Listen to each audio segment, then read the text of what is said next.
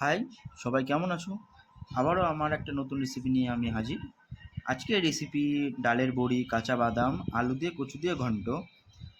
রান্নাটা খুব সহজ, একদম নর্মাল ঘরোয়া পদ্ধতিতে রান্নাটা আমি করেছি। তোমরা ট্রাই করে দেখো, আশা করি খুব সুন্দর হবে খেতে। গরম ভাতের সঙ্গে রেসিপিটা খুব সুন্দর, দারুণ টেস্ট হয়। একবার ট্রাই করে দেখো, খুব ভালো লাগবে।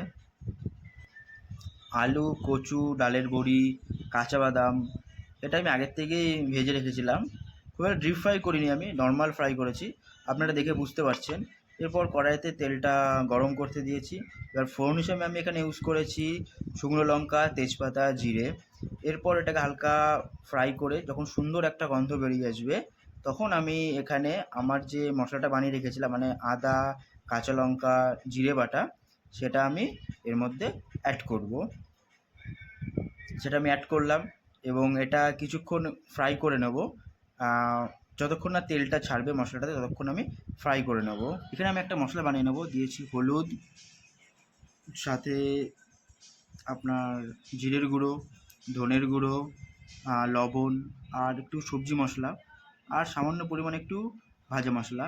একদম ঘরোয়া উপকরণ, প্রত্যেকটা মানুষের ঘরে এই জিনিসটা একদম কমন, সবার কাছেই থাকে। একদম সাধারণ মশলা।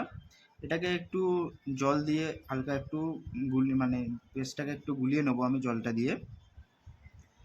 তারপর আমি এটা যে আদা জিরে বাটা যখন আমার এটা ভাজা প্রায় শেষের দিকে, তখন আমি মশলাটা ওর মধ্যে অ্যাড করব। অ্যাড করে যতক্ষণ না মশলা থেকে তেল ছাড়ছে, ততক্ষণ আমি মশলাটাকে কষাবো। দেখুন ওটা আমার ভাজা হয়ে গেছে, এই মশলাটাকে অ্যাড করলাম। সাথে কিছুটা একটু আমি জল অ্যাড করব।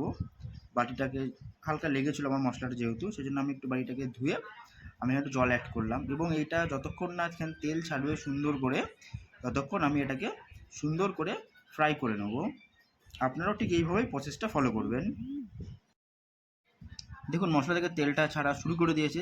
এরপর আমি এখানে একে একে আমি যে ভাজাটা রেখেছিলাম, আলু, কচু, বড়ি আর বাদামটা, সেটা মিশিয়ে সুন্দর করে মশলাটার সাথে ওটাকে কষিয়ে নেব কিছুক্ষণ। কষানোর পরে তারপর আমি এখানে একটু অ্যাড করব কচুরি মেথি।